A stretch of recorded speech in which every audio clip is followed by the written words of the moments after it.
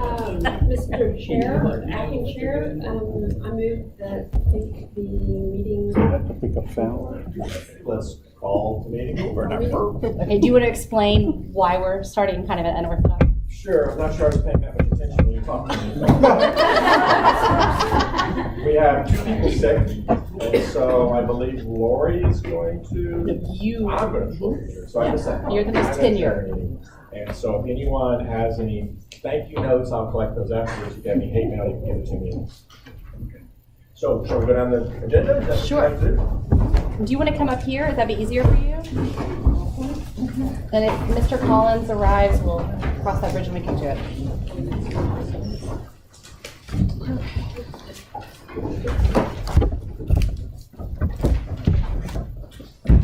You have me at a disadvantage because most of the meetings that I chair, the first motion I make is to discard the rules, Robert's Rules of Order. But I can't do that for this one.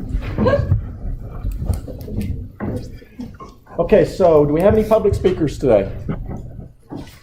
Oh, okay, thank you.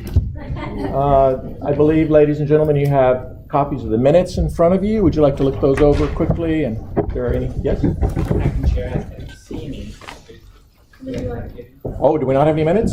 Is it not on the? From the November meeting? Yeah. There should be a second page after the. Oh, here they are. Agenda.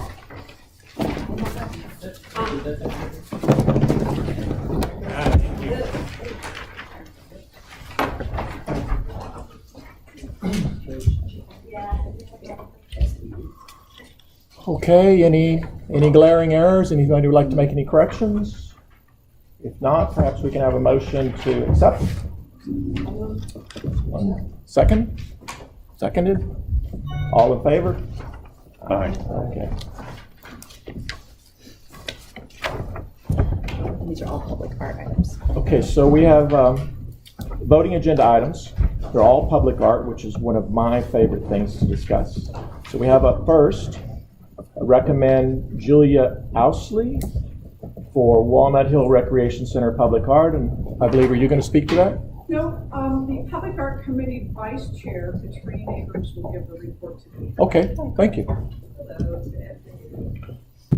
Okay, so yes, Julia Ousley for the Walnut Hill Recreation Center. The scope of the project includes that the artwork at the location must A, be highly visible in the landscape to pedestrians and vehicles. B, welcome visitors to the recreation center and park. C, must require little or no maintenance. And D, be free of safety hazards. For background, the proposed location for the artwork has been reviewed by Calvin Collins Bratton, Park Board Representative for Council District 13. She will recommend approval of the site to the Park Board at its meeting on February 1st, 2018. Per the cultural policy plan, section 1C2, pursuant to the city charter, the Park and Recreation Board is responsible for citing all amenities or improvements on park property. The location provides high visibility from Walnut Hill Road, traveling in both directions, east and west. It is easily accessible from the sidewalk to the playground on Field Fair Drive, the street on the west side of the recreation center. So the recommendations for the final design, the Public Art Committee and the Park Board member recommend the reduction of the proposed height of the project 13 feet and to widen the steps to provide better seating opportunities. Public art staff will review the use of materials at the base that would soften the ground level and consistent with the materials used in the nearby playground. And do we have a motion for approval of this project? Do we have a motion? Motion. Do we have a second? Okay. It has been moved and seconded. Well, all in favor? Aye. Opposed? The motion carries. Item number 2, the initiation of planning for downtown Dallas parking meters project. Downtown Dallas Inc. has requested this project and will donate $85,000 for this project. $76,000 to commission artists to design and fabricate artwork on vinyl PVC sleeves for 370 parking meters in downtown Dallas, and up to $9,000 for administrative costs consistent with public art program. The project will be coordinated with the City of Dallas Transportation Project. The scope includes Downtown Dallas Inc.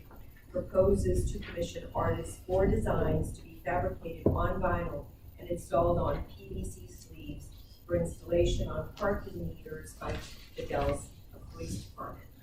Each design will have 2 additional vinyl wraps to be used as needed for damaged or graffiti poles. Artists will be solicited from the pre-qualified list of public artists.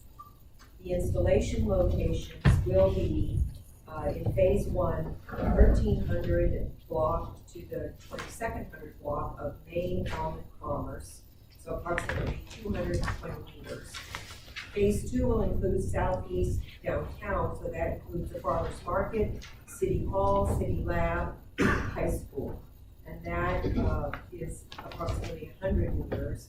And then finally in phase 3, implementation will occur in the West End area, and there'll be 15 meters of these sleeves there. The cultural policy section 3E code, yes, 3E, 3B, methods of selecting artists allows for the direct selection of the artist. The support for this action, this is not that bond-funded project. The design and fabrication process of parking meter poles has been done successfully previously by artist Terry Hayes. The Public Art staff and the Public Art Committee recommend the appointment of artist Terry Hayes as lead artist for this project as follows. Terry Hayes would be the lead artist for the design and fabrication for this project.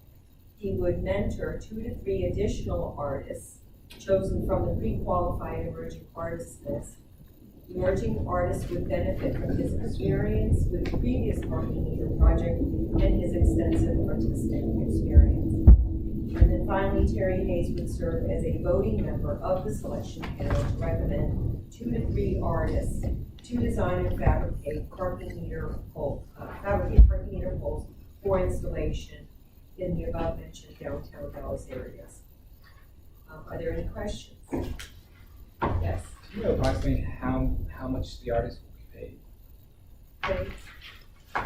When we looked at the previous parking meter projects, when you fold in everything that the artist has to do, it's approximately exactly $190 per pole. So depending on how we divide that up based on Terry's recommendation, the contract will be commensurate with the number of poles that the artists are being required to do. So the But artist it's- won't be losing money. Oh heavens, no. It will be completely consistent with how we did it in Bell. Other than Terry would be mentoring the artists. So this is an important mentorship opportunity for artists. Are there any other questions? If there are no other questions, do we move to approve? Is there a motion? You have a question? I move to approve. Oh, you move to approve? I'll second. There's a second. All in favor? Aye. Opposed? The motion carries. Item number 3, the recommendation of planning for Neighborhood Plus project for the Skyline neighborhood at Everglade Park.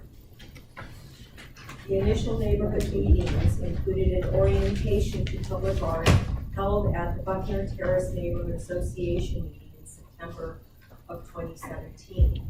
A meeting with Buckner Terrace Neighborhood Association members and art teachers and students from Skyline High School was held in December 2017 to develop areas for public art at Everglade Park.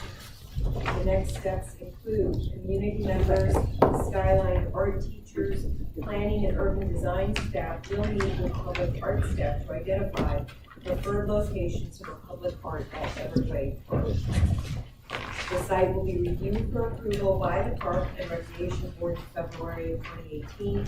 Upon site confirmation, the scope of the project will be developed and confirmed for the project. Is there a motion to approve? Or are there any questions?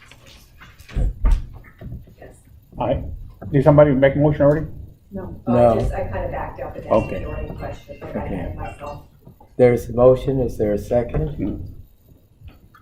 I'll second. Okay, all in favor? Aye. Opposed?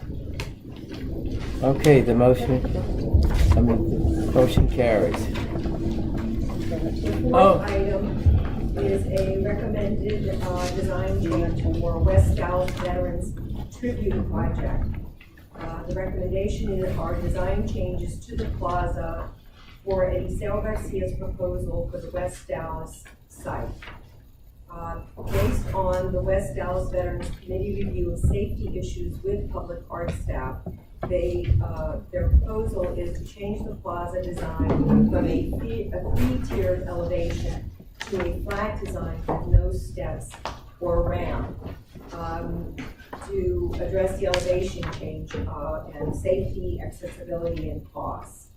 The West Dallas Veterans Committee has reached a tentative agreement with Ralph Martinez of RGM Architects to work pro bono with artist Eliseo Garcia and to provide a certified structural engineer on all foundation dimensions, including weight, height, cost estimates, and a timeline for construction of a ground level sculpture foundations.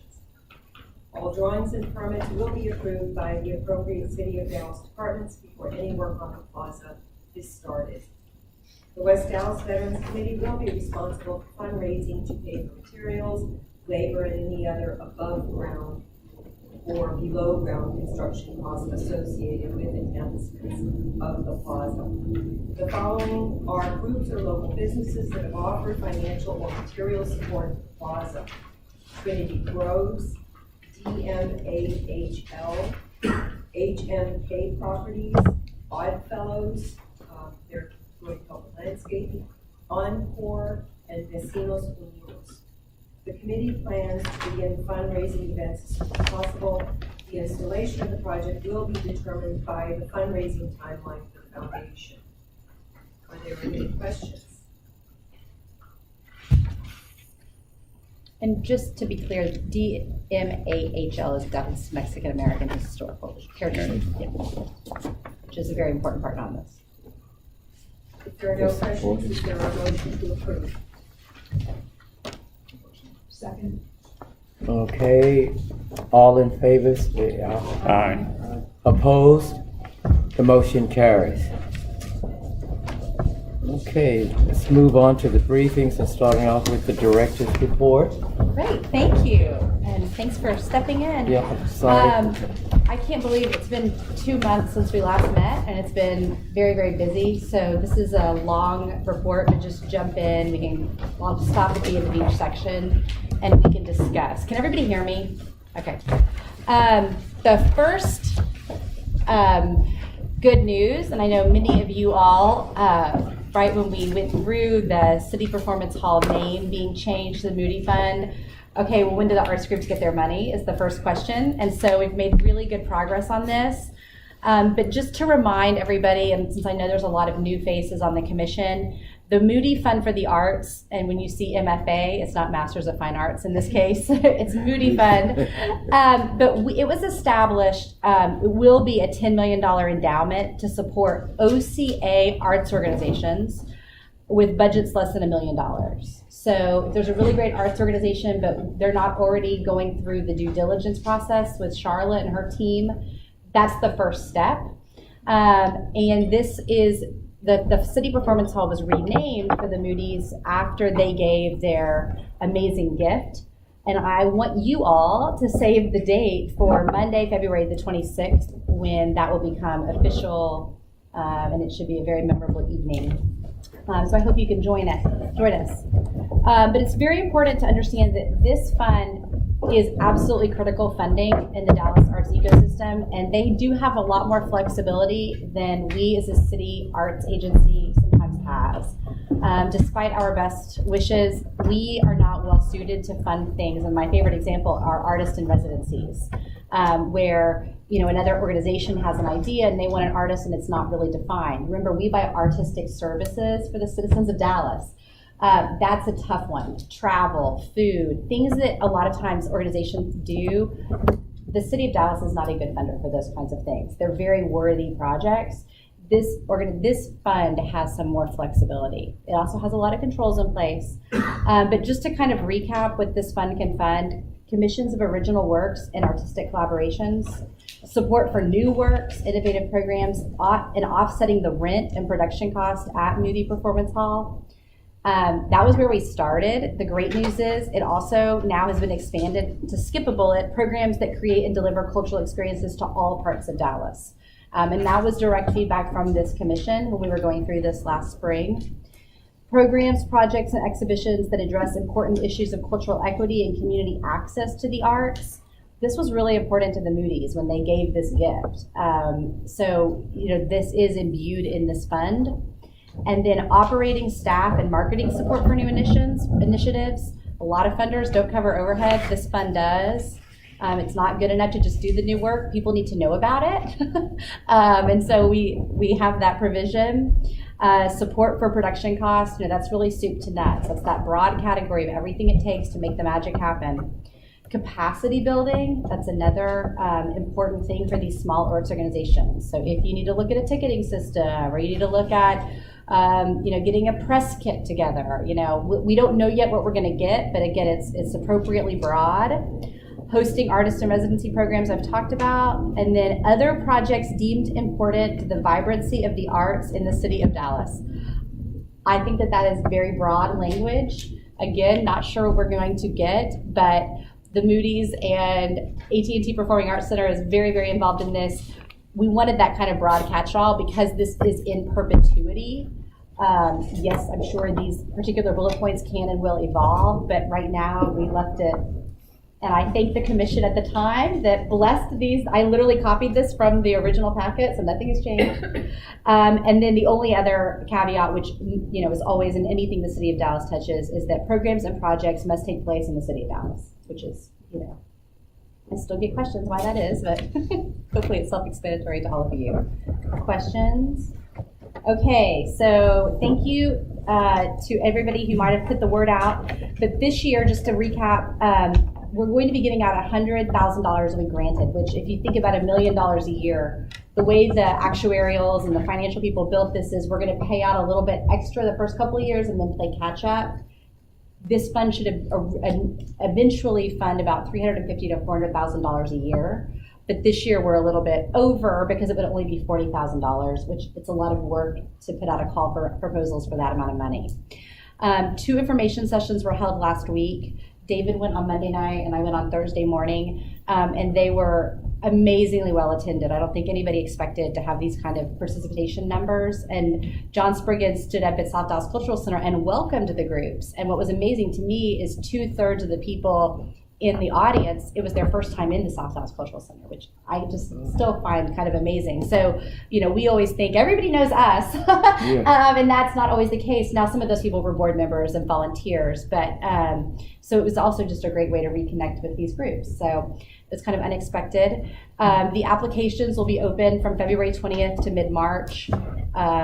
They will be reviewed and discussed and decided upon, and then the grantees will be announced in June, with funding this summer. So, it's moving. We will keep you abreast, but I realized this fall it just didn't get discussed very much, and it's not because things weren't happening. So questions? Who's on the selection panel for the organization? We are not naming those names until after because they would be lobbied so intensely. If you look at the bylaws, I mean, that's normal. But per the bylaws, if you recall, the commissioner chair, so John Paul's on it, somebody from the AT&T Performing Arts Center, and then 3 other arts interested citizens that they are all agreed upon. The executive committee is myself, somebody from the foundation, and then a third party that we both agree on as a tiebreaker. And so that's all, nothing has changed, that's in the bylaws of the fund. So, is that third party, the third party on everything happening, or just that third party change from time to time? Oh, it'll probably change every round. Yes, intentionally, yes. And we've been very intentional about wanting to have a visual artist, a dancer, a theater, different neighborhoods of the city. But we, as a matter of course, Charlotte, correct me if I'm wrong, we never release panelist names until after funding decisions because of the lobbying. And it's just, I will say this, it's still hard for me when I run into somebody, it never fails. The minute the decisions go out, who do I bump into at breakfast the next morning? The person who didn't get funded. And they're like, my next call is to your office, you know? So that's very intentional and very much in keeping with the way the Office of Cultural Affairs handles our internal grant making.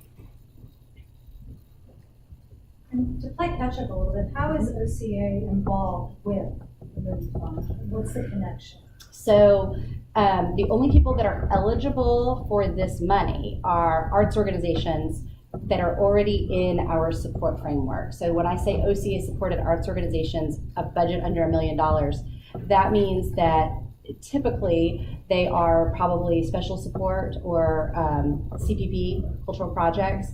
That means that they've already, for example, in the time frame, just so you know, is the fiscal year we just ended or currently funded. So it has to be recent. But that means they understand they have audited financials. They know how to do a grant report. They can do a report at the end. There's somebody that has already worked with our funding auspices, and then now they're eligible for this new funding. Sorry. Also remind me, Jennifer, was there a total number of grants that can be made with $100,000? It's up to $7,500 this year for a grant amount. So what is that? I think it's 13 or 14 grants. Okay. And I will say this, we don't know what we're going to get. So the fact that 79 organizations appeared at the information session will lead me to believe we won't have a problem giving all that money away. Not that I thought we would, but I think the question is, do people get grants of $5,000 or are they all at the maximum amount? Yeah, we just don't know. I'll also be interested to see, we've been having internal conversations around this, you know, should the maximum be $10,000? Should the maximum, you know, how does that change over time as we have more money to give away too? I guess, will there be a rubric in place as far as what you guys are looking Yes. for?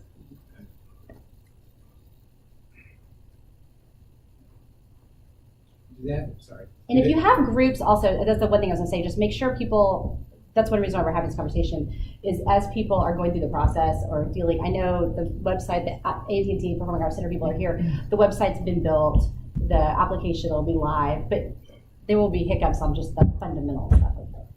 So the organizations have to be funded through OCA first in order to go. And I feel really good about that decision. There's a long conversation to be had about that.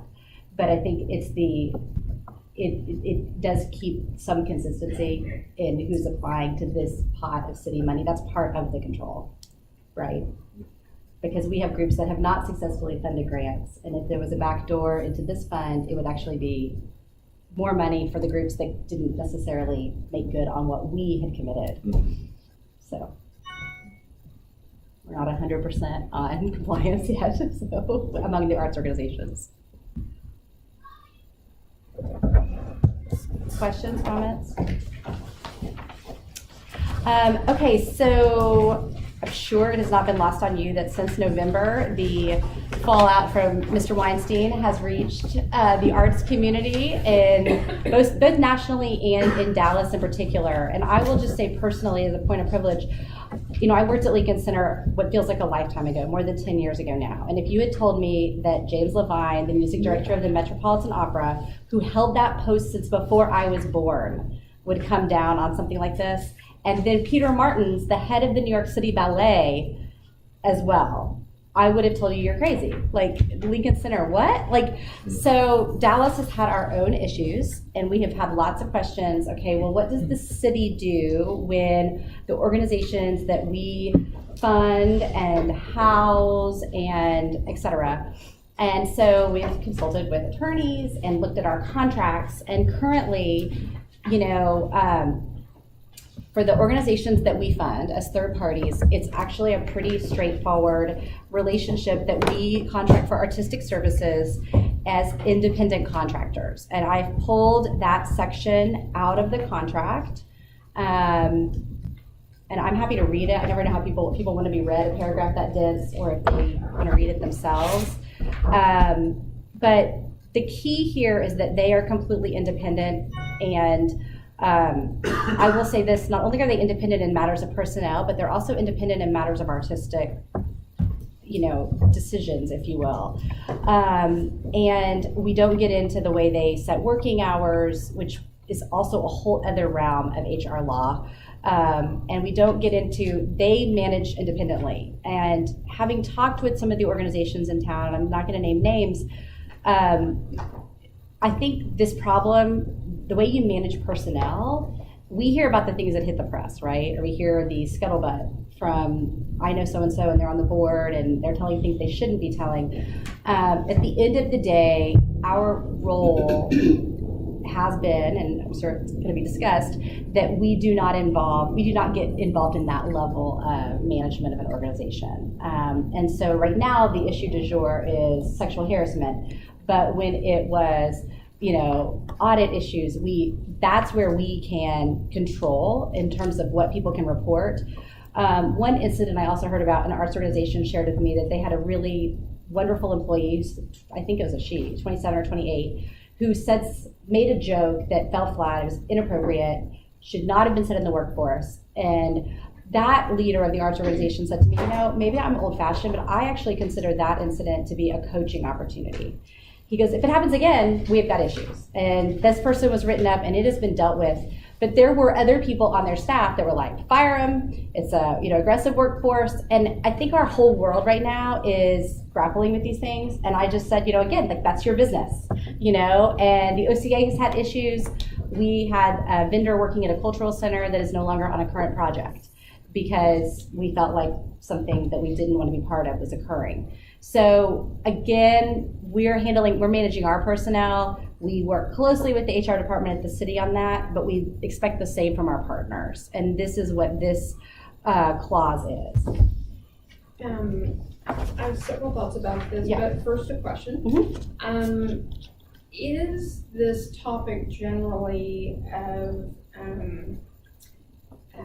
these kinds of problems within arts organizations that the city contracts with for services going to be a topic that you envision being part of the cultural policy discussion?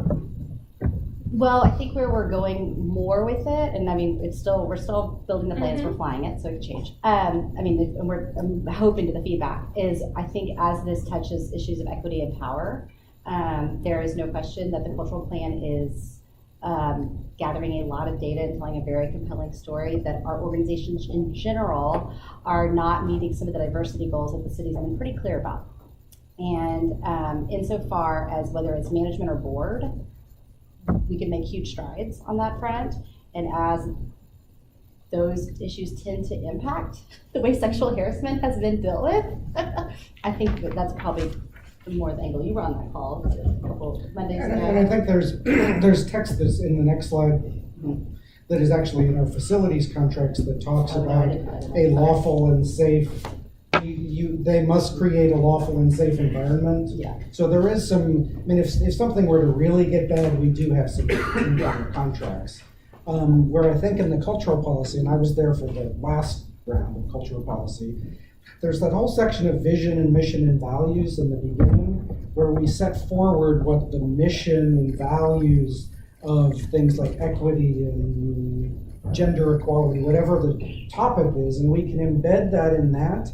And then the next step of that is it then can get layered into our funding rubrics so that as we're evaluating a group for, is this a good project, we can say, how does this align with the mission and values of the Office of Cultural Affairs? Well, now we've got deeper, broader, more carefully laid out values for what that But actually then how do you means. measure it? Well, exactly. This But- And so here is a thought along those lines.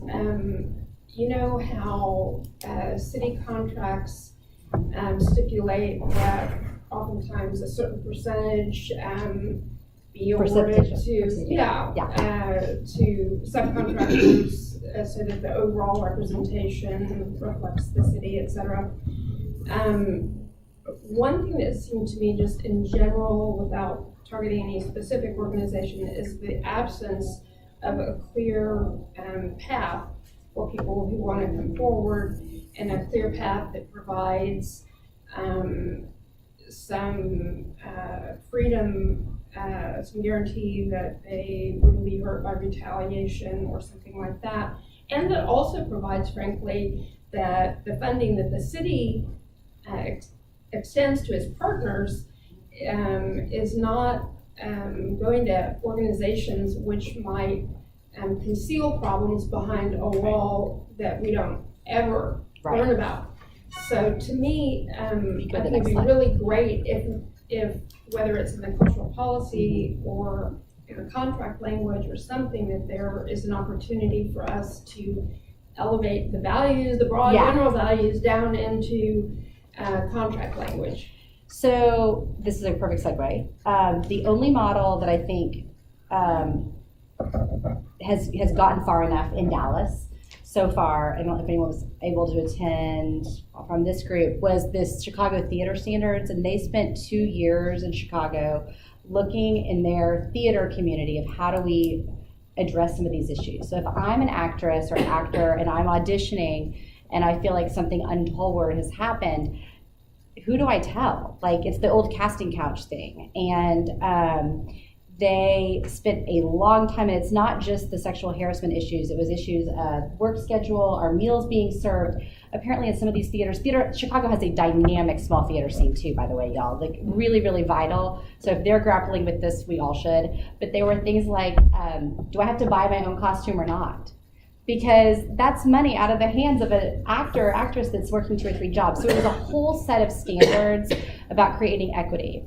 The Dallas Theater Center has been involved in this, and I was told recently that they are taking this 46-page document or something and distilling it down to the 2 or 3 pages that they feel like today they can implement with their in their community. And so they have already, they're test piling it on the cast of Frankenstein right now, which just started rehearsals after the holidays, because they basically said, if you give our Name It production our 46-page employee handbook, the reality is you're starting rehearsals. Are you going to study the script or read the handbook? Like, it's not going to happen.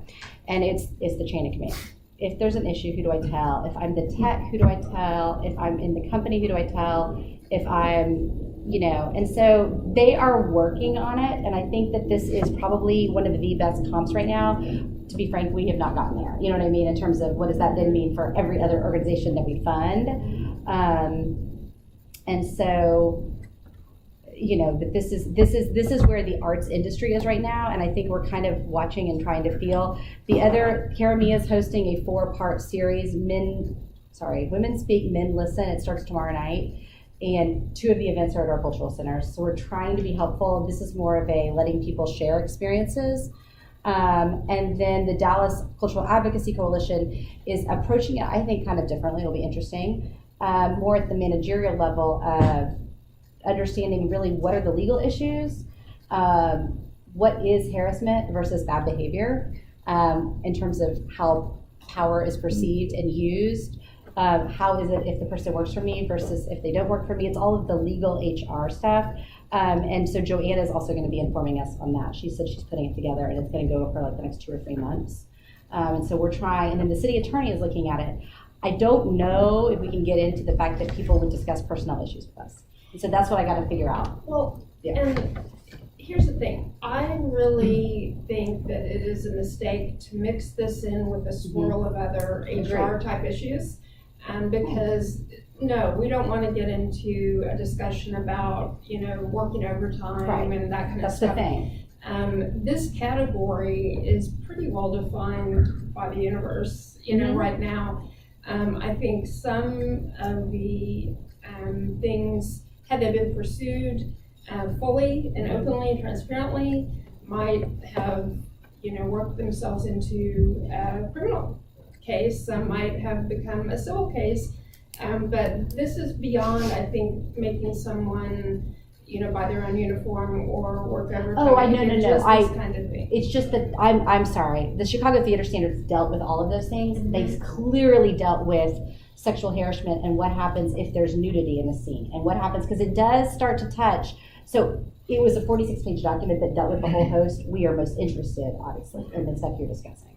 But that's one reason why I think people have got to figure out, well, how far does it go? And jump in, because you've been more involved in the theater world stuff. But I mean, okay, so shifting gears, I'm trying to understand what people, the OCA is monitoring it, but at this point, the city has said, right now, your contract is as it is. And, yes. Well, to piggyback off what Lori said, I think the connection is, so yeah, the groups are independent contractors, but through their contracts with the city, you can put in, whatever requirements you want. So I guess we need some. Well, no, so if we, as a group and a community feel like the Chicago Theater Standards are important and should be followed, within our ecosystem, then we can add to our city contracts that, if you receive city funds, you need to adopt and agree to, the Dallas Theater Standards or something like that. So if it's important, we can do That's that. right. However, nothing right now exists that I think anyone can point to. Yeah. And there's also two levels of check and balance for us in the city bureaucracy remaining very neutral, but you all have a check and balance in, do you recommend this contract to council? Yeah. And you could turn down, we can say in a very neutral, objective sense, by all the legal, this contract qualifies for funding. You could say, I don't recommend it.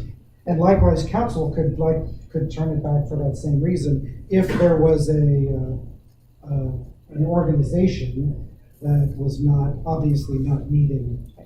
But that would be difficult though, because some of us wouldn't have access to that information. Let's say HR would have, so to make that recommendation, you all would most likely say, well, where's the proof that we can not fund this organization? I think in some ways, the amount of money that we give to these organizations, I think we become complicit if we don't do anything. Right? And I think, I mean, the thing that I hope that we as a group could accomplish is that we could proactively convey to people who would be essentially subcontractors with the organization that we contract with, that we are aware of what you've been saying, and we're aware of the frustration and the problems that you're having, and we don't want you to feel like the city and the large organizations are sort of this impenetrable, insensitive, uncaring, thing that makes it hard for people to come forward. I would like for the city to somehow be able to convey that we do hear you and we do care, and we're trying to figure out a way for people who feel mistreated to surface their problems, and get a fair hearing. And I don't know that it would be the same in every entity. Some are big, some are small. But I'm not recommending that we have an ombudsman. But I mean, I think the city would be moving in the right direction if we could somehow convey, like, we're aware, we hear it. We know we are providing a lot of significant funds to these organizations that some of you feel are sheltering bad actors. And we don't want that to continue. We will continue to fund arts organizations, but we want some kind of strings attached to our money somehow that say it's not a blank check. And if we keep hearing that people at organizations are having problems, then that's not okay. No, it's not There's okay. consequences. It's not okay. I just,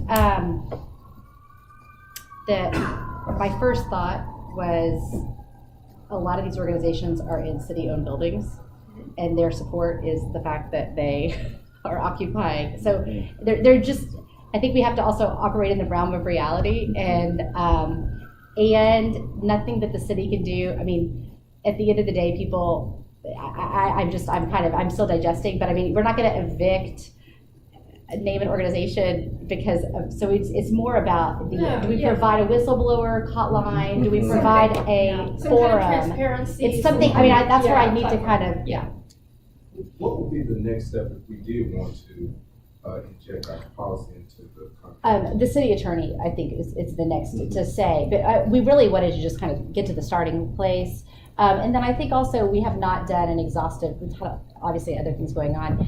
The whole industry is grappling with this, and I should have said that up front. Forget our local leadership efforts, Americans for the Arts, Grant Makers for the Arts. I met with a huge foundation today, and they're kind of looking at, what do you do if an organization, because also some of these organizations need money to actually bolster their ability to deal with these things. If you don't have an HR department, like, you're more vulnerable. And so that's that capacity building thing. So maybe there's also a capacity building angle where we say, not only is it not okay, and here's the way we deal with it, but also if you haven't done these 10 things, if you haven't trained your staff, if you haven't trained your board, if you don't have a handbook, and I'm telling you, a lot of organizations probably fall in that camp, here's how we help you do that. And that's helping the industry. So we're not there yet, but that's a good corporate policy thing, right? But in terms of contract language, I need to have a little bit more direction for what we can tell the attorneys so that they can look at, well, here's the range of options beyond having a safe building. Like, safe in the law is the first thing, right? And then, Is there something in place or a policy or so with reference to how this will relate to the staff, your staff, for example, in contract with these people as well? Yeah. Is there something there? Well, the compliance side of this is huge.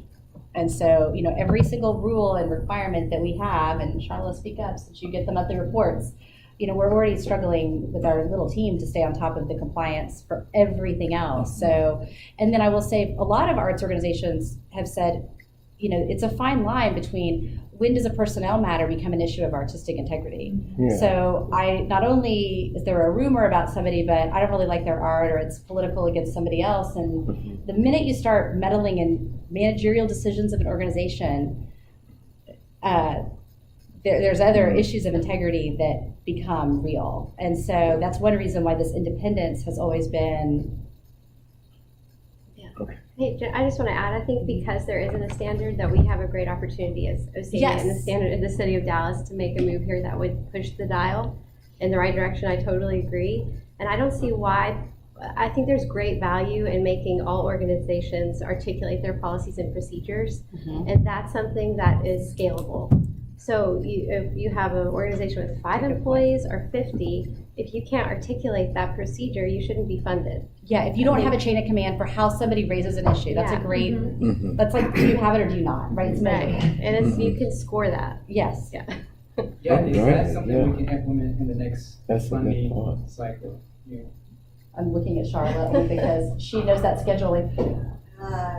Possible. But that's a question we can ask the city attorney though, y'all. That's, what I'm saying? Yeah. Like, we need a little bit of in this universe. So just so I'm clear, great value in making a policy for expressing concerns. Yeah, I think you should be able to articulate that as an organization. I don't have this in front of me, but I think there are some of our contracts that state that the organization must have an affirmative action hiring policy. Yeah. That has come out of the last 20 years of work. Right. So I think this That's is a great just, analogy. this is the 21st century version of that. And so we could amend, as moving forward, or we go back and amend all of our current contracts to say, Amendment 5 states, in order to keep this contract in good standing, you must have a published sexual harassment or And staff training. equity program. See, and that's measurable, and then I can say, you're in breach, you're in not. Right. And when did you do it? And And we're then, gonna start with COP, just so everyone's clear. That's just so, that's our annual funding, organizations of over $100,000. I mean, just because we fund over 100 organizations, we're gonna eat the beast one bite at a time, if that's okay. Because I'm seeing some heads nods, okay. I was gonna mention this in the liaison reports, but one of these community conversations, unless it's changed, is this Tuesday at the Dallas Children's Theater, 6:30 to 9. So I plan on going. I'm happy to report back any interesting ideas. Tomorrow night's at Oak Cliff Cultural Center. One is at White Rock United Methodist Church over on the other side of the lake, and then the last one is here. So they're all. Well, I'm hopeful that this would lead to somewhere, because I Yeah, we're very open, by the way. It's kind of this new territory, and a lot of people are grappling with it. Yeah, because I think it's a real opportunity to rebuild trust within the art community with our institutions. When I attended one of the first ones at Arts Mission Oak Cliff, there was a lot of frustration in that room. There was a lot of people who were angry who didn't say anything, but I think we can address that. And I would think the Center for Nonprofit Management would be able to guide many of these organizations in such a way to where I know, having worked for a small arts organization, if somebody told us to do this, we wouldn't even know where to go. Right. You know, and so being able to clearly say, this organization is here to help you. Write that. You're not left alone, and we're not asking you to go spend thousands and thousands of dollars to get this done. I think finding 3 or 4 good examples and sharing those, we just haven't gotten there, but I think it's happening. But yes, exactly. I feel like, was there a hand over here? Linda, are you? Okay. Thank you all very much. One last question. Yeah. You mentioned that there was some frustration in the room. Was that concerning sexual harassment? What was the frustration? Yes, sexual harassment, and again, I think, my perspective was that a lot of people felt like the institutions were being overly protective of what was happening. I'm sure they were. Yeah. Right. I mean, that's Yeah, they didn't want it out. That's, of course they were, right? And I think the new world is you just can't. I mean, that's that whole. It's like it's back to transparency in everything people do. Yeah. Well, overly protective of the person who committed it.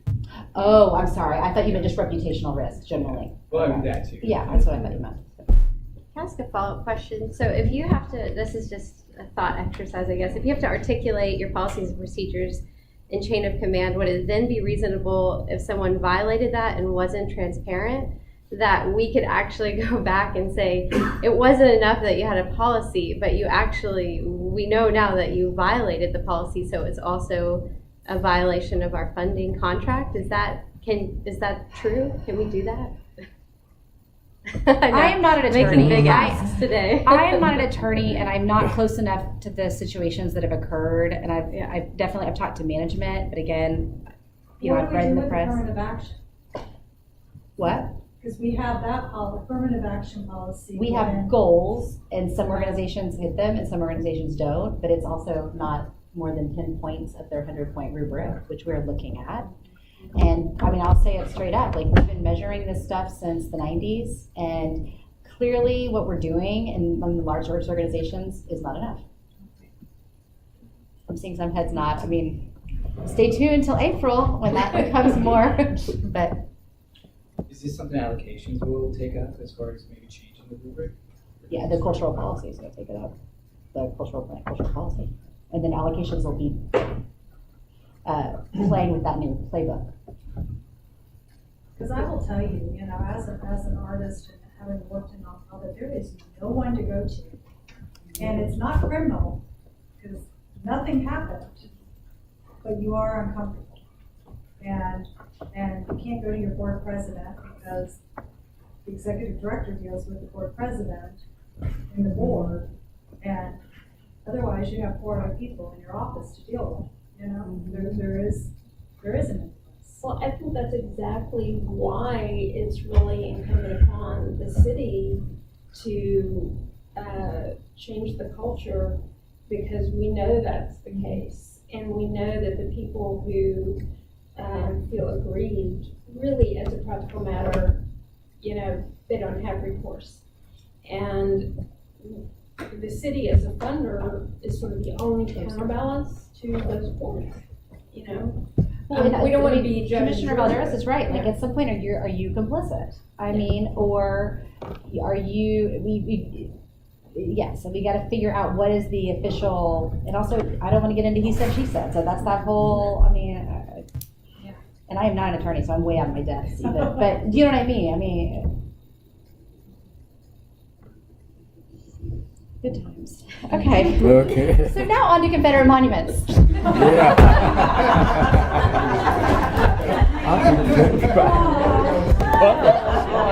Okay, so I think in October was when y'all approved the recommendations from the task force.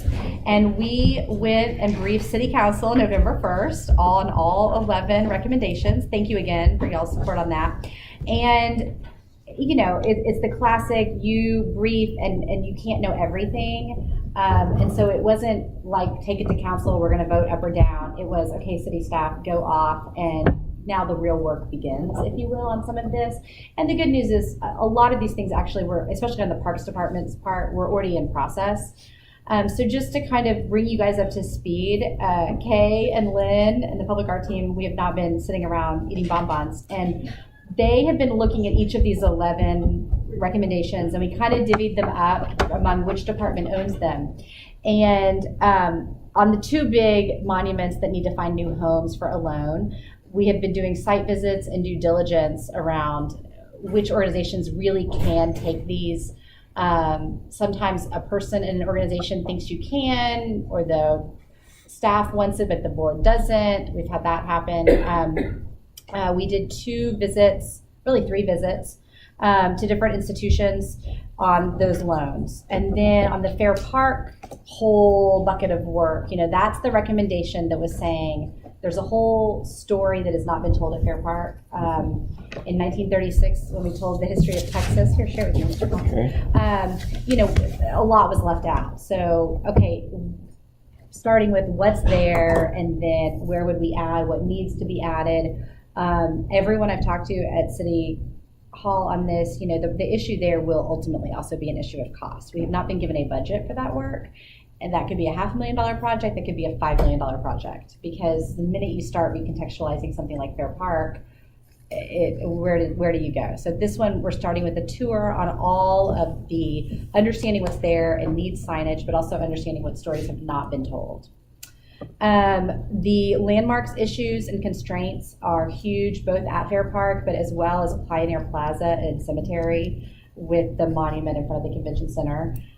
So I know Kay, I think, has a meeting tomorrow or with the landmarks team on that, or I'm supposed to be doing that, I think. So we're trying to sort out those issues. The Aaron Douglas murals were the works that were in the Hall of Negro Life. We've had a great response from one of the institutions that has those. So what would it take to possibly get a loan and bring one of them back to Dallas? We definitely at least know where they are and what they look like, and tried to sort that out. We do have a willing partner on the other end, which is really great news. And then on all of the above, plus cost estimates. So what does it really cost? And there are people on City Council that, round numbers are not good enough anymore. So what do these things cost? And then what are all the options around cost? The good news too is the Parks Department was already working on putting a new naming policy in place for their parks. There had been a 2-year moratorium on naming parks, unrelated to this. And so the really great news is they, in December, adopted the new naming policy, and in January lifted the moratorium on naming parks, which there were several recommendations related to the Confederate Monument Task Force of, let's say we had a local leader that we wanted to commemorate, how could we get a public park named for them? And so now they can actually do that.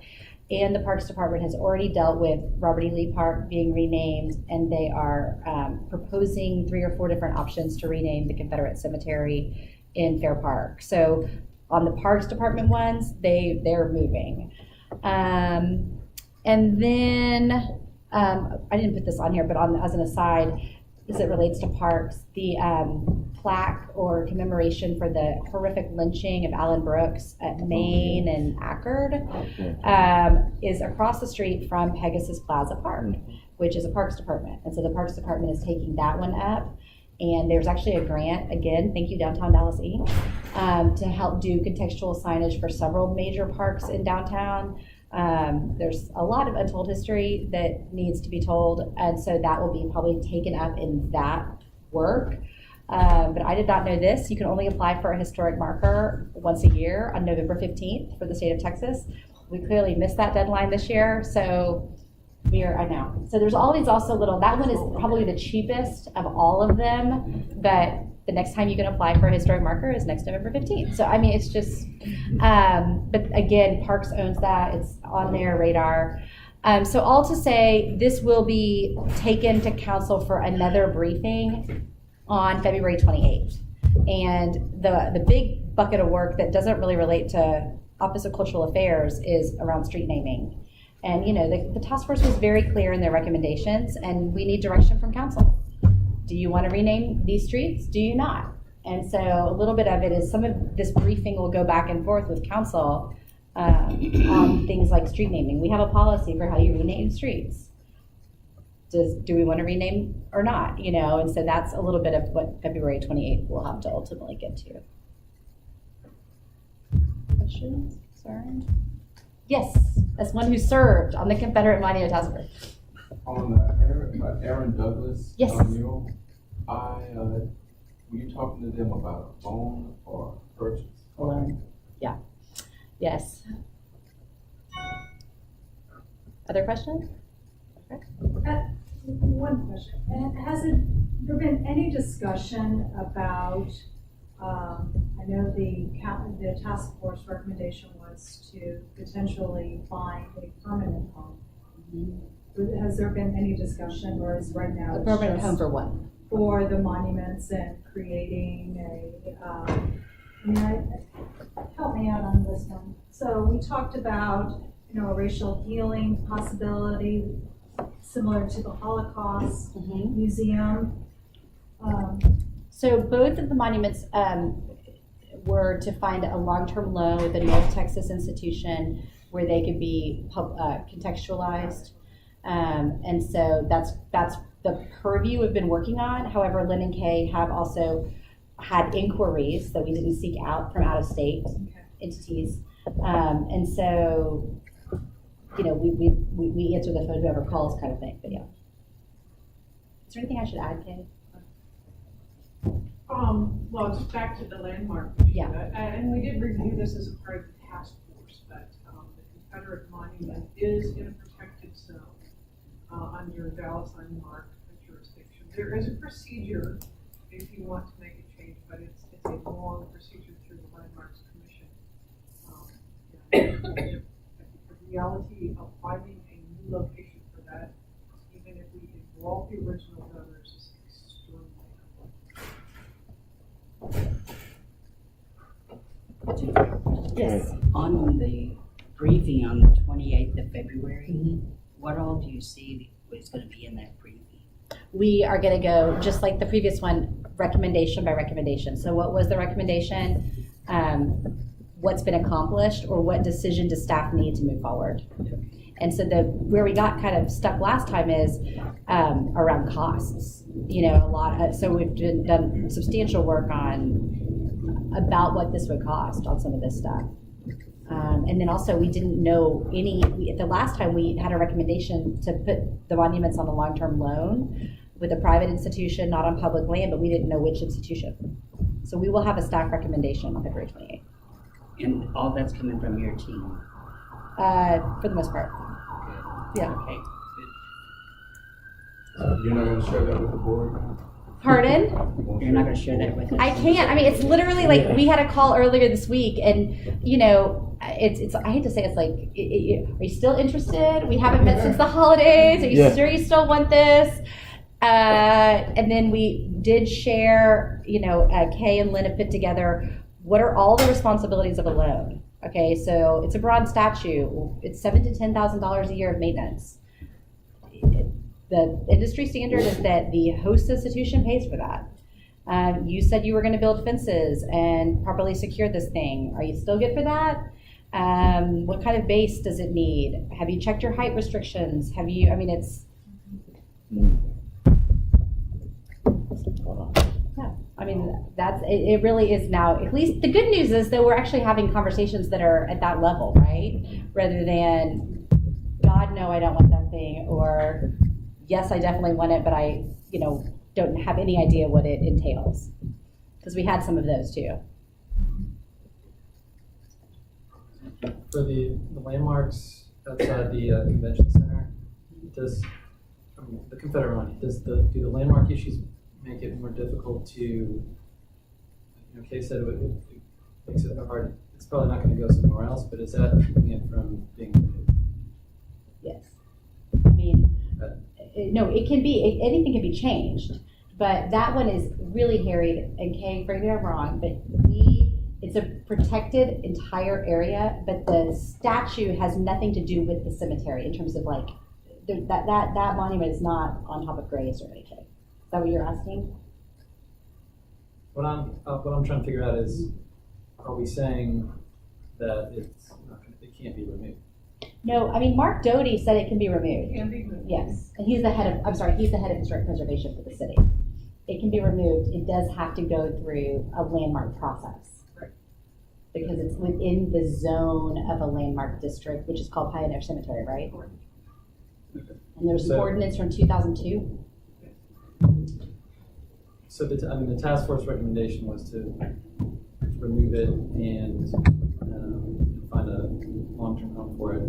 If, let's say city council accepts the recommendations, then we would, or staff would start going through the landmark process, right? It's not like.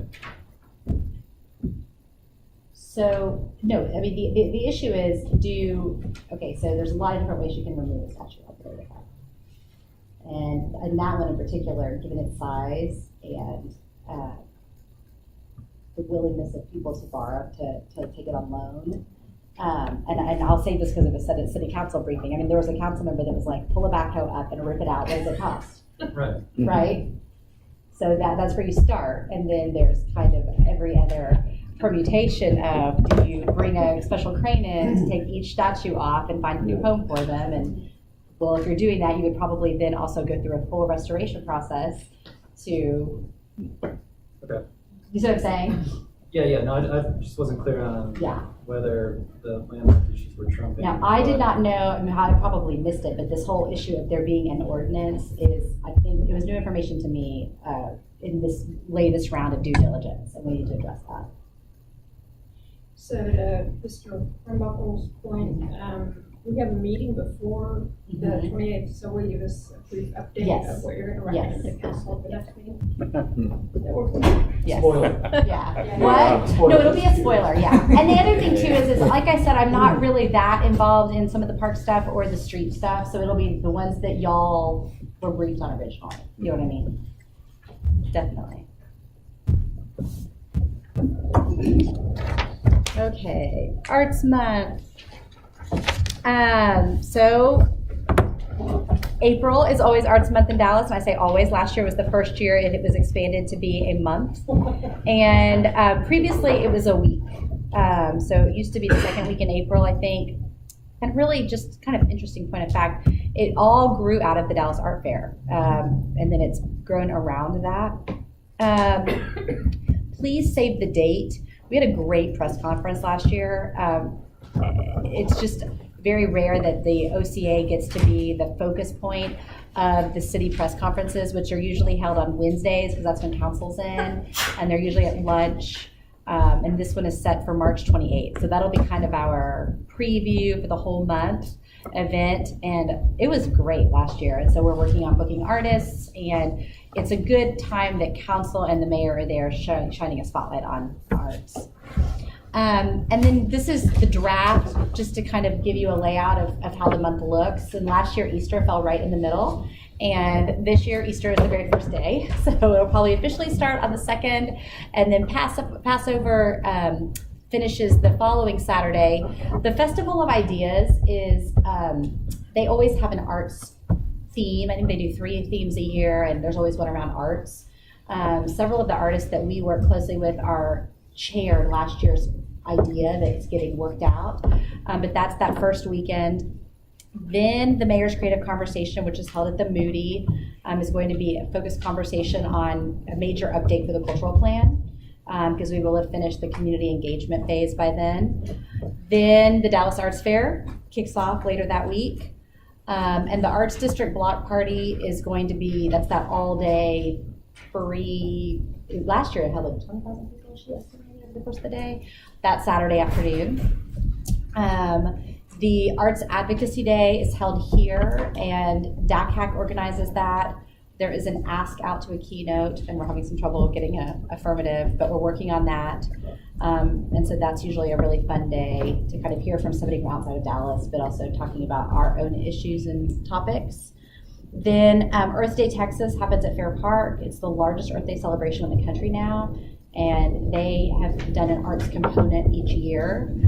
And then we are going to, if you go to the next one, have some OCA programming. Yesterday, the call for submissions went out. If you remember, LCC has had a long time Ed show in Dallas. That's always happens in April. And then for the first time, all 4 cultural centers are programming local artists, highlighting the Dallas art scene in our cultural centers, which is totally appropriate for the month of April. And so the call for submissions is out. And we're excited. And then Charla and Brittany have been incredibly busy putting together a very exciting program on spoken word and poetry. I think sometimes the OCA, people think performing arts and visual arts and performing arts and visual arts and arts education, and sometimes we forget about our poets and our literary scene, which is really burgeoning. In fact, there's a whole cultural plan meeting next Wednesday night on this. And so that's going to be our theme for the whole month. And Brittany and Charlotte have put together kind of the cast of players to start planning it. It's also National Poetry Month. And we have a headliner contemplated but not confirmed for the culminating event, which will be that last weekend. If you notice, that's still kind of an empty weekend in the month. And so it'll culminate on that weekend. And this is also obviously in addition to everything that our arts organizations are already doing in the month of April. So, you know, if I started including things like the fact that the Nasher Prize, which is having Theaster Gates come, is the first weekend, and everybody already has their fabulous programming. This is just what OCA is point for.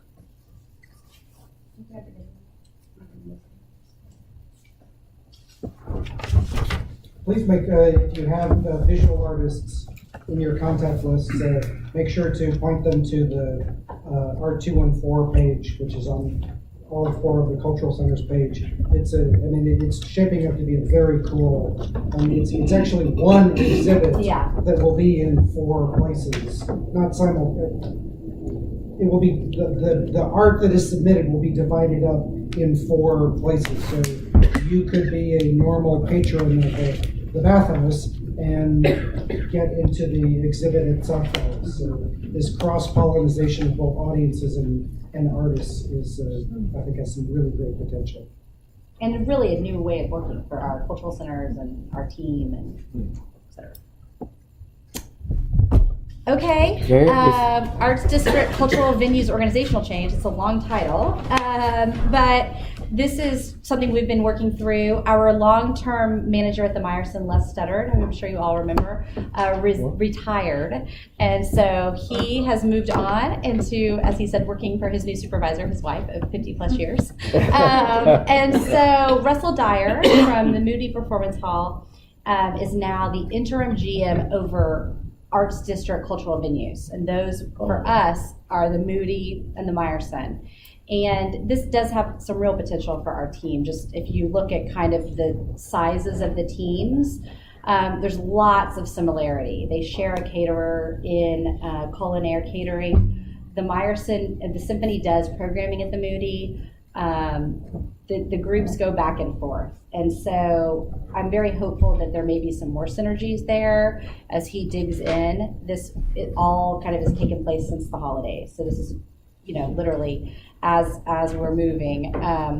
Those part-time usher teams are really big. We have really high turnover. So to the extent that there's some sharing there. So this is something we've talked about, and because of Les's retirement, it just made sense to kind of start looking at it with that lens. So heads up. And then also we had our new Mamba intern, Mariama Holman, start today. We've had great luck with SMU interns. And so she's a member of our team that will be working with us through the end of the year. We're thrilled. So questions, comments? Okay, and then cultural planning. Save the best for last. We'll go on. Okay, so again, since November, just to kind of update you, the first half of the year approximately process is all about community engagement. And I want to thank you all for, as being leaders in this community, getting involved in this space, because I know how busy you all are. And those of you that have helped with your council person organize a meeting, come to meetings, opened your doors, I can't thank you enough. And so to recap the work to date, we've hosted 4 citywide launch events. That was that last week in September. We've convened 8 community conversations. Another term for that is in-district council meeting. And we have another 6 planned. And they're really starting again. The reality is you can't do this work the last 3 weeks in December and the first week of the new year. So there's been a little bit of a lull, if you will, but they are starting fast and furiously. There's a list of dates in this presentation next week, and they'll be continuing like that, I would imagine, right up until spring break. And then we're done. No. But I think, look for that. We have conducted in-depth conversations and focus groups. I mentioned the literary arts one, but Kay's hosting one for public artists. We've hosted several for offenders. The whole history, heritage, and what's the third thing? Science. Thank you. Group felt like they were getting ignored. So we hosted a whole 2-hour focus group for those organizations. Because I do think sometimes they get forgotten when you're talking arts and culture. And so this work is very much ongoing. There are a few council members that have still avoided our team on this topic, and we're tracking them down to make sure we get in front of every single council member. The really exciting thing right now is that we're starting to attend more arts events that are already occurring, as well as just general community events. So I cannot thank the Parks Department enough. The head of the recreation centers basically just sent us a list of, here's all the senior programming we have happening at recreation centers. Here's how you come. And the libraries, they're kind of getting going kind of right now, but they have English as a second language classes. You all are welcome. And so the cultural plan is just starting to show up. And sometimes there are 4 people, and then sometimes, and actually we had a great conversation with those folks, and then sometimes there are 18 people. This is also where, our Spanish language speakers, Raphael and Benjamin, can go and have more in-depth conversations, because a lot of times those audiences, especially if they're seniors, but Spanish speakers in general, are not showing up to the meetings in the same numbers. So we're trying to really use these avenues to get in. Benjamin's events have been wonderful in terms of already reaching people that value arts and culture, that speak Spanish maybe, that kind of thing. So really, really good kind of pivot there. A couple of companies have now invited us to come to corporate lunches and trainings, because let's face it, this is a good way to mix up the company meeting. So we're starting to get those invites. So I'm just kind of telling you these to show the range of ways that we've plugged in, and we are willing to kind of do anything. The really good news is, as of this week, we got confirmation that we have engaged Dallas residents in every single zip code, and because they were still, going through data, and we've reached more than 3,000 Dallas residents and still counting. I mean, there's, people are still coming in at every single meeting, and we have a flurry of meetings coming up. This work, though, like I said, I can now officially tell people, if you haven't gone to a meeting because your fall was busy, you need to get to one now, because the end is in sight kind of for this phase of the work. And then parallel to this, the economic analysis has really gotten going in earnest. HRNA Advisors, just to kind of jog your memory, is the sub-consultant to LORD that's in charge of that piece. And just to give you a sense of what they're crunching through, there is a ton of what I kind of call just general economic data that's out there. We did an economic analysis, economic impact study that came out last summer. The city of Dallas, I hope you saw the articles today, just really, this could be transformational for the city, unveiled what they're calling the MVA, the market value analysis, and that was just briefed to council yesterday. There are all sorts of other studies out there. I had a lunch today with 2 funders, and they were talking about some data that Big Thought is gathering with Dallas After School, looking at that overlaid with housing and other DISD stuff. And they're the only ones that I think get the data now directly tied to DISD's results. Obviously, that's data that would be really good to have. So anytime we hear about these things, we just kind of shoot HRNA, here's more data. They also are working closely with Charlotte's team and just, I think, loaded a new data request on her today for all the data that we're already gathering from our arts organizations, both their financials, but also their monthly reports on audiences and arts services. And then they are doing the benchmarking review of the peer cities. So Phoenix, Charlotte, Denver, and Austin are the peer cities that they are going to be benchmarking us against. So this is what's going to be coming out starting next Thursday, but really, up until we start to set prioritization. And I know some people have kind of said, well, where's the real analysis on this plan? And, it just, because of the way we've done the community engagement, has been the second beat, if you will. And then the micro residencies, hopefully, Commissioner Flowers was reminding me that the mayor talked about this at that DACAC holiday party, but this is really new work for the OCA. And it came out of the realization that when we did the RFP for the cultural policy, the OCA is less than 2% of the city's budget every year. And so if you really want to move the needle, how do we start to infuse other city functions with arts thinking and arts resource sharing and arts energy, however you want to define it. And so other cities have been doing this a lot longer than Dallas. Tulsa has an artist in residency program that's been going. And when I'm talking artist in residencies in this context, this is of the city, right? Not in an organization. And so 56 applications. And then here are some of the host departments. Do you want to talk about this? This is your baby. Sure. I mean, it's been an interesting, I think we are in such a silo at OCA, we sort of realize our own foibles and dysfunctions. But then when you go work in planning or economic development, you're like, wow. It's just, there's a different mindset. And there would be meetings where I would go and say, they would say, well, if only we had this. And I'm like, well, that's easy. And so it's that notion of creative, it's creative thinking, artistic thinking, outside the box thinking, whatever you want to talk about, that can be applied to other departments. And so when we first unveiled it, like the park department said, oh, well, we need someone to redesign our signs. And it was like, no, it's not about doing a creative service for your department. It's about infusing creativity and creative thinking into your processes. So is there a better way to do the council agenda system? Because it goes from here to here to here to here, and then it gets printed in a book. Is there a more creative way to do that? Is there a different way to handle code violations or monitoring or economic cleanups? Well, environmental quality. Environmental quality spills. So the departments that, it's largely been sort of, hey, are you interested? And the more progressive leaders of the departments have been very willing to say, hey. So it's really short term. That's why we're calling micro residencies. They're just there for a week. They're going to sort of shadow and look and then sort of brainstorm. And then as part of Arts Month, we'll report out to sort of say, hey, here's how we think we could crack some of these processes open. And then our hope, and I don't think this is, that this could become institutionalized in what the OCA is doing with the city. So we'll see. Can we tell us a little bit of the procedure? Like, where are you in the selection process? We had 56 applications. They are being reviewed by a huge panel. Charlotte was part of the panel. It ended up being we sort of did it with just 3 artists and 3 staff, but then there ended up being Lord people put on it and BC workshops. I think there's 12 people on this panel.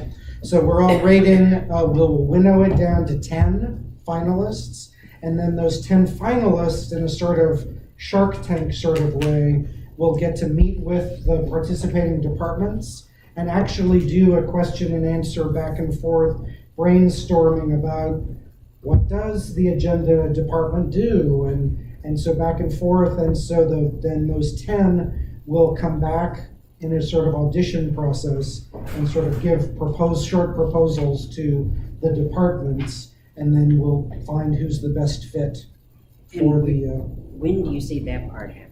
Whereas we should have the 10 decided by this weekend, early next week.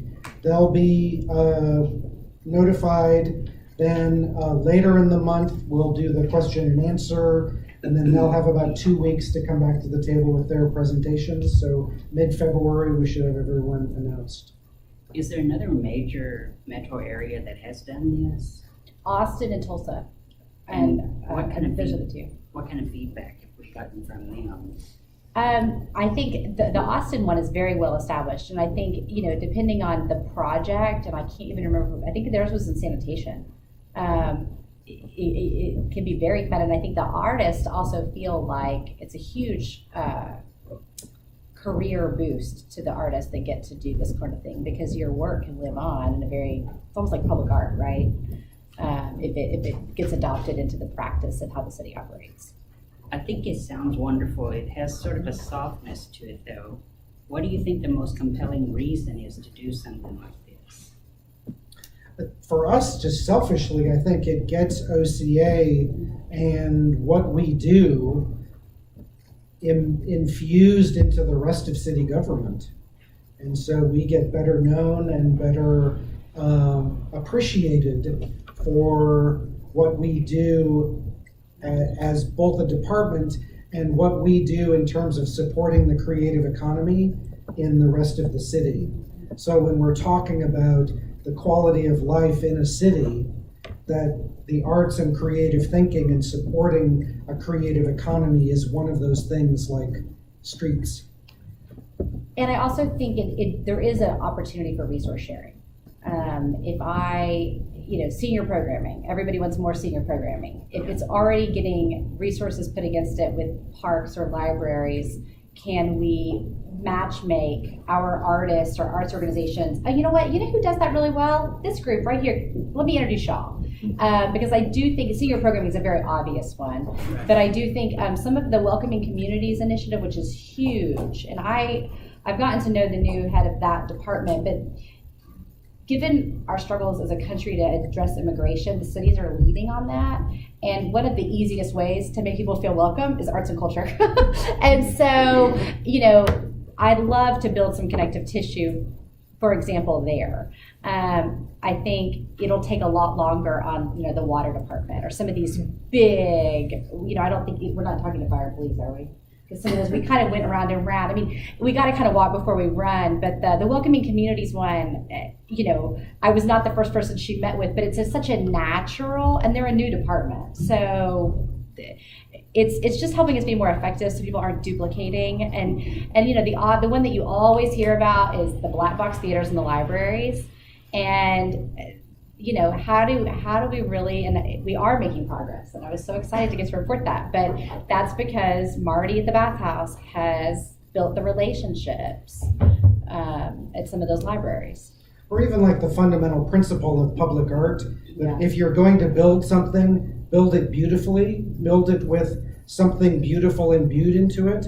Well, why can't you take that to water bills? Yeah. If you're going to use the effort to put out a water bill, make it a beautiful, creative water bill. And then one more thing is, we're obviously sold, but one more thing I think is really true is if the city is planning a neighborhood park or renovating a street corner or something, I think sometimes the person who's the decision maker, the project manager, they are under excruciating pressure, to get the job done as cheaply as possible. I recognize all of their pressures, and so the making it beautiful. And when you're up against, gosh, they just want a traffic signal that works and the pothole fixed.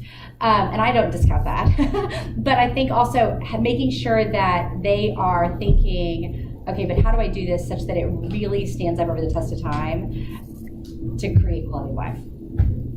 So just to follow up maybe on where Canon is going with some of this, and I think it's very exciting, and I think there's a lot of opportunity. Yeah. I think with that, with what you said, it being just 1 week, and it being micro, is there a way that we can set these folks up to succeed and not fail? So either they're going to the right kinds of departments, like you said, that will be open to this. They're given kind of a very specific task to look at, so it's not just this like, come in a week, try and figure out everything that we do and make a recommendation of where we can improve. I would just hate for something like this, at the end of the day, you know, for somebody to say, well, that artist clearly couldn't figure out, you know, this entity and where to insert. In the review guidelines, we were real clear in the rubric for rating the artist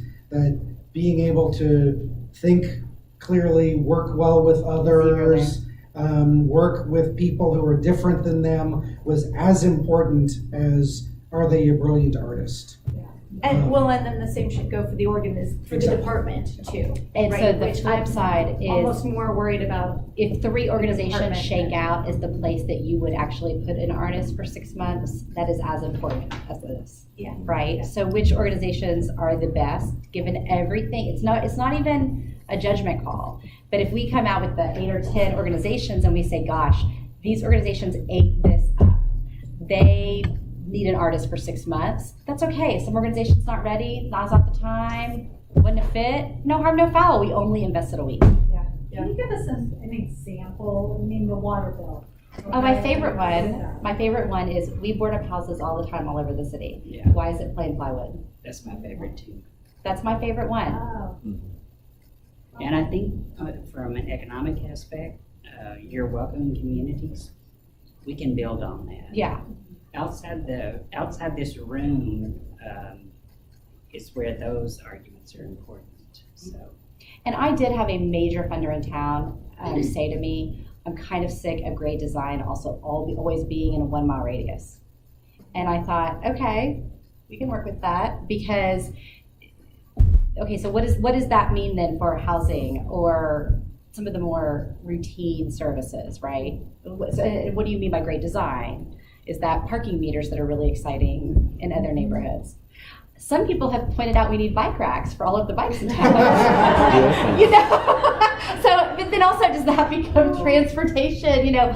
And so, I mean, a little bit of this, so yes, okay, so if I may, some of these are not gonna be successful. And some of these departments are not gonna love their artist. And we are all gonna be lucky if some of them say, oh my God, I barely made it through my week in Department X. And like, that's legitimate, okay? And like, I honor that as every day that I come to work, the happiest day ever, no. But I would hope that we could also focus on maybe the 3 or 4 that get like gelling, you know what I mean? And it's, you know, that seems soft, but that's the reality here, you know?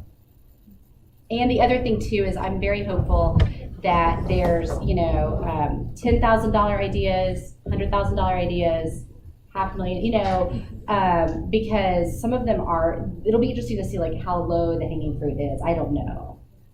And the engagement is just 1 week, start to finish? Well, we're also open, it may be just It could be every 4 consecutive Tuesday. Tuesdays or. Yeah. you know, No, but I mean, to produce these ideas, so there's no implementation, this is just a brainstorm. Oh, okay. And the good ones, hopefully. Then, is there a plan in place for the implementation? We can, yeah, that's Okay. what, yeah. Okay. I mean, there's not a plan because we don't know what they are, but. Right, but that's obviously the follow.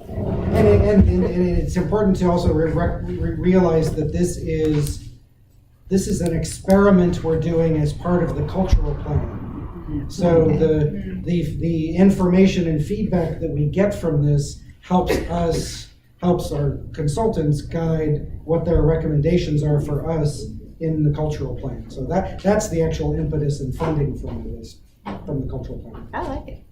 So my last question. No, it's fine. Now that it's part of the cultural plan, how do you envision that the artist at the end of the assignment will then do some sort of professional summary and it becomes part of it? And we're gonna actually host an event, which I think will be really fun in Arts Month, where they can report back and share, what was it like? What was the experience like? They allow the back out the department. You know what? We're so over that, Yes, I mean, and I would hope, again, as long as it's productive, right? As long as it's productive. Don't curse the darkness, light a candle. Questions? Okay, I think there's 2 more things. So upcoming conversations, we have a lot going on. In the balance of February, we're gonna host the Get the Last Word public meeting so that we're still working on time and place, but we'll probably do one in the far north, one in the far south, and then one kind of in the middle to wrap the public engagement phase. And obviously we have a commission meeting in February. It is going to be, other than Kay's public art items, 100%, it's y'all's cultural plan focus group. And I know we have some new commissioners, so sorry, it seems like it's late, but a little bit of that was we knew we had a new wave. And you guys can weigh in and help us shape it as a body, rather than you've all been in your neighborhoods listening or in your industry groups listening. It's a dedicated time that we will have the Lord team here on that day. And I think, and again, really and truly, thank you all so much. I have to give a shout out to Miss Linda Blaze, who had us last Thursday at her neighborhood watch meeting. And then it rolled into a cultural planning meeting. Yes? How often do we do cultural plans? We have not done one since 2002. Okay, and what is the goal of? So the goal of the cultural plan is to, for the first time since 2002, look at our city holistically, and as an arts economy, but also as an arts culture. How do we support artists? How do we nurture artists?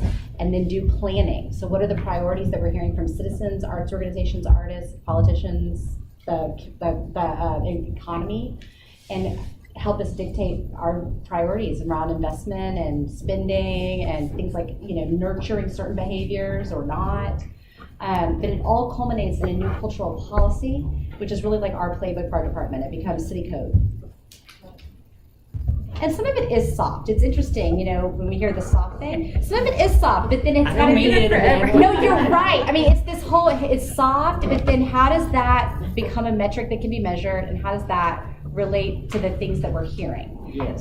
Because I think there's still a lot of, we need to do this. Yes, we do, but is that priority 6 or 1? Well, I'll just tell you, the person that appointed me to this seat is very supportive of all of this, and especially supportive of this macro residency program.